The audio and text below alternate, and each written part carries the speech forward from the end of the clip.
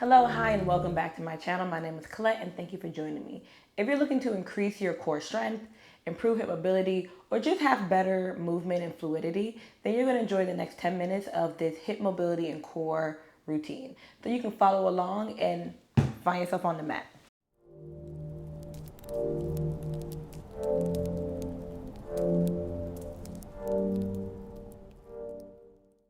So we're going to begin in my favorite pose, cat-cow. I know. And tabletop. So first, tabletop, having our wrists aligned with our shoulders, knees aligned with our hips, having a neutral spine, neutral back, and then lifting and tilting your tailbone up, opening your chest, squeezing your shoulder blades behind your back.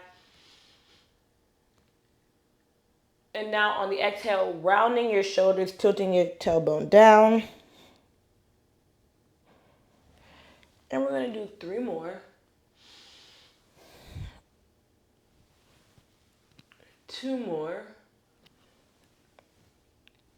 And 1 more. I always do an extra one for safe measures because I just forget to count.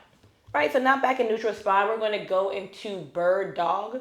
I think that's what it's called, whatever. Opposite hands, opposite feet. So I'm going to start with my right foot, lifting that up.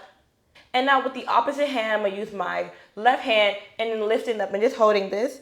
Really squeezing in my core. Breathe in and out for 4, 3, 2, 1. And now gently bringing it down and doing the same on the other side. Lifting up the left and the right hand for 4, 3, 2, 1. Great, and we're going to move straight into hip circles. So I'm going to lift up my left foot, making a circle with my knee, bringing it down, around, and back up. And that's 1, 2, 3,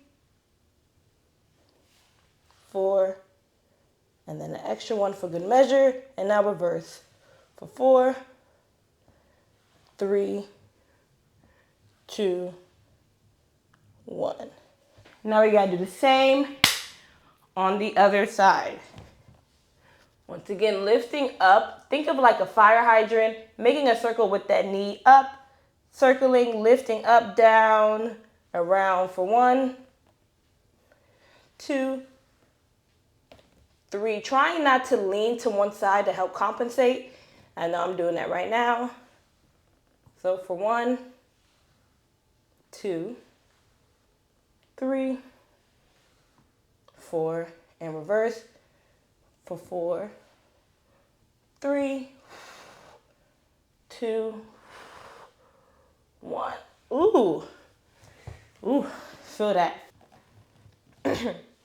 Now we're going to move into building strength and stability by going into a forearm plank, which basically is just a plank but on your forearms.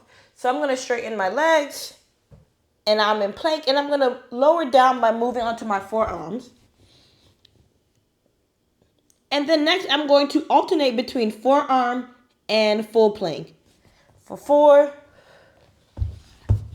3, 2, and 1. Here I'm going to move straight into shoulder taps. That allows me to still activate my core, centering my body, making sure I'm not rocking too much. For 4, 3, 2, 1. Okay, and so our last stretch of today is seated forward fold.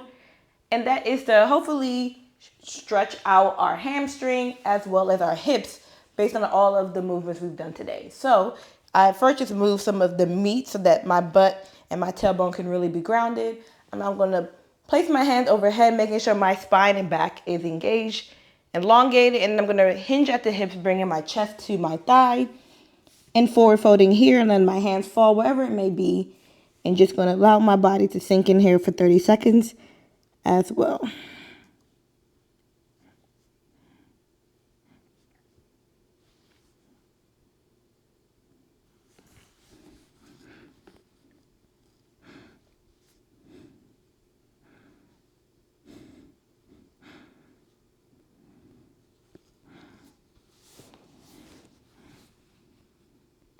So that is it for today. Thank you so much for joining me and moving your body. Hopefully you feel a little bit more open, aligned, and a little stronger.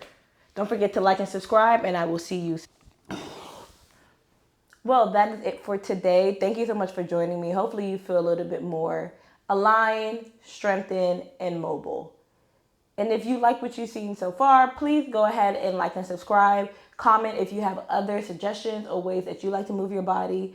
And I will see you in the next video. As we continue in our core stability and strength, we're going to go next into bridge pose.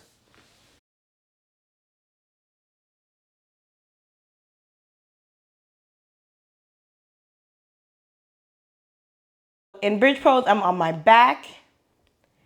My knees are up. The soles of my feet are down on the mat. Knees are hip distance apart. My feet are barely touching my fingertips. And now I'm going to ground into my feet and my big toes as I lift my glutes and lower back and hamstrings for my bridge. And in this bridge, we're going to do a marching bridge where I'm just basically lifting up.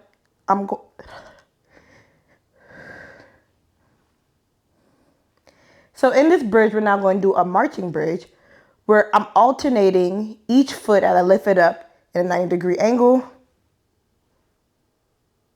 for 8, 7, 6, 5, 4, 3, 2, 1.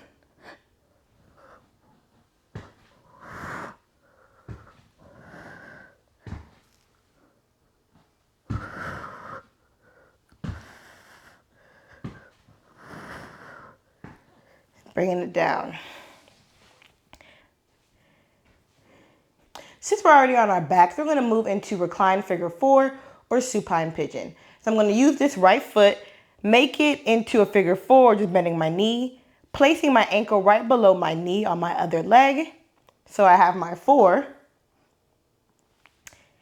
And then I'm going to lift up this left foot so that I'm bringing this ankle and foot closer towards my chest. Having this foot flexing at 90 degrees. And I'm going to use my hands to help pull in this left foot even more and use my right elbow to press out my right hip and knee. And we're going to hold this for 30 seconds.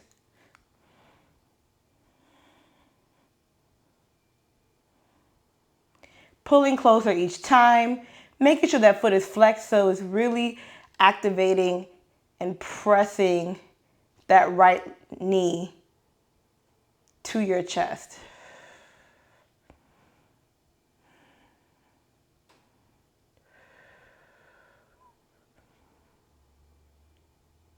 All right, now I'm going to release that and I'll switch to the other side.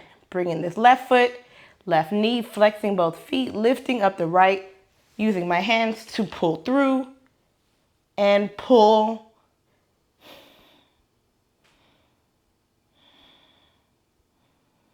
Okay, and the last stretch we're going to do today is good old seated forward fold to really just release all that tension in our hips and hamstrings that we just did earlier.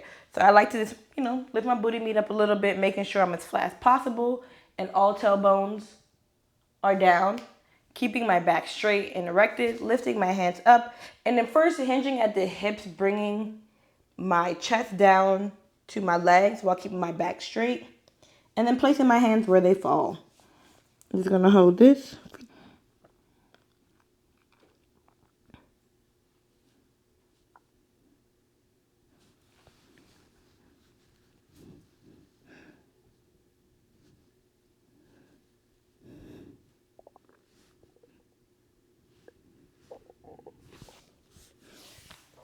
Well, that is it. Thank you so much for joining me today. I hope these were helpful. This is just a few of my favorite quick and easy core and hip mobility stretches to help me with both my flexibility and my mobility. See you next time. Don't forget to like and subscribe below.